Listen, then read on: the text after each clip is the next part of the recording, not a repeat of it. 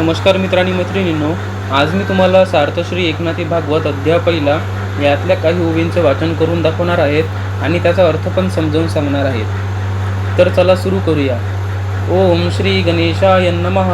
वंदू आचार्य शंकरू, जो ग्रंथार्थ विवेक चतुरू, सारुनी कर्मठतेचा विचारू, प्रबोधन दिन करू प्रकाशिला.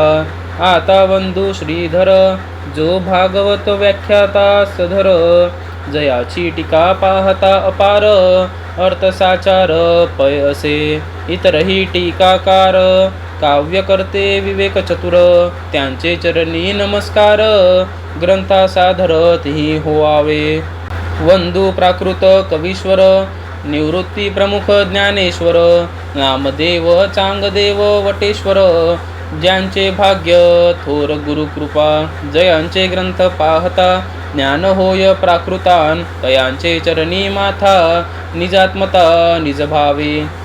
संस्कृत ग्रंथ करते ते महाकवी, मान प्राकृती काय उनिवी, नवी जुनी म्हणावी कैसे निकेवी सुवर्ण सुमने, कपिलेचे म्हणावे क्षीर, मा इतरांचे ते काय नीर, वर्ण स्वादेने कची मधुर, दिसे साचार सारिखे, जे पाविजे संस्कृत अर्थे, तेची लाभे प्राकृते, तरी न मनावया येथे विषमची ते काही, का निरंजनी बसला राओ, तरी तोची सेवकान पावन ठाओ, तेथे सेवेची न वाचता पहा हो, दंडी राओ निजभृत्यान, का दुबडी आणि समर्थ, दोहींसराये घातले हात, तरी दोघांसीही तेत सहजे होत समसाम्य, देशभाषा वैभवे प्रपंच पदार्थी पालटली नावे, परी रामकृष्णादी नामान्नवे, भाषा वैभवे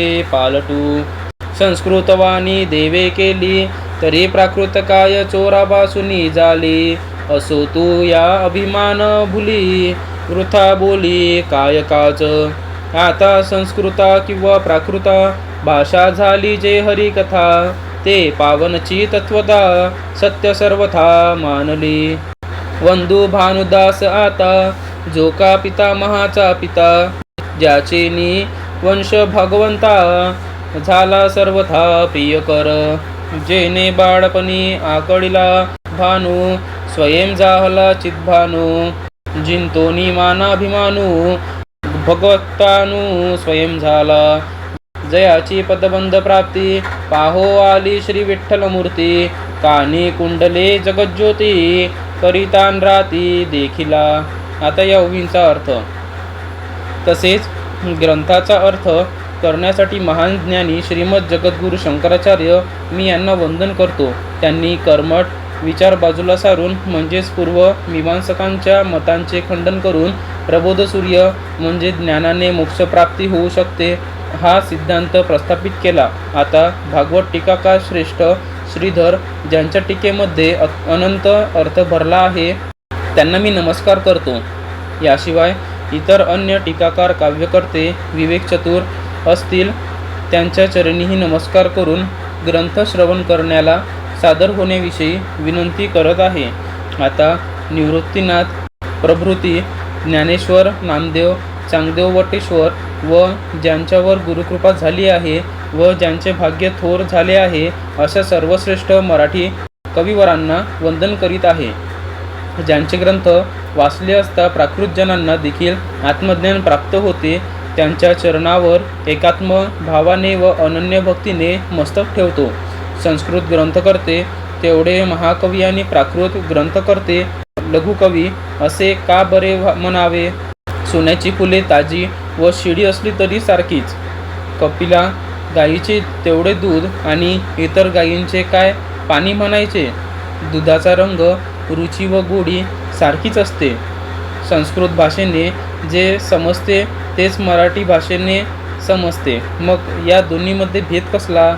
राजा जंगलात जरी जाऊन बसला तरी त्यांच्या नोकरांनी ती जागा पवित्र मानली पाहिजे. ते नोकर जर राजाच्या सेवेसाठी तेथे गेले नाहीत तर राजा त्या सेवकांना शिक्षा करील.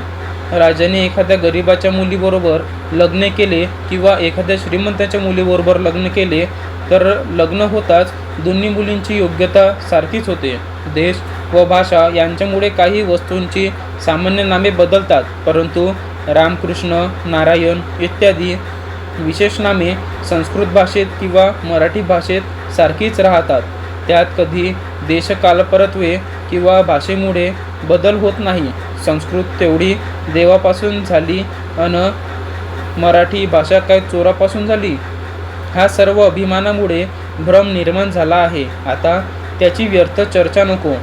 आता भाषा संस्कृत असो प्राकृत असो, मी जी मंगलमय हरिकथा सांगणार आहे ती सर्वांना परमपवित्र करणारी आहे आणि सर्वांना मान्य आहे. आता माझे पंजोबा भानुदास यांना वंदन करूया, कारण त्यांच्या योगानेच हा आमचा वंश त्या भगवंताला सर्वतोपरी प्रिय झाला आहे, ज्यांनी लहानपणीच सूर्याला स्वाधीन करून घेतले, स्वतः चिद्रूप सूर्य झाले, तसेच मान अपमान सोडून स्वतः भगवंताकडून पावन झाले. त्यांचे काव्यरचना चातुर्य पाहण्यासाठी प्रत्यक्ष श्री विठ्ठल आले होते. त्यांच्या कानात तेजस्वी कुंडले झळकत होती, त्यामुळे रात्रीच्या प्रहरी त्यांचे दर्शन घडले. धन्यवाद.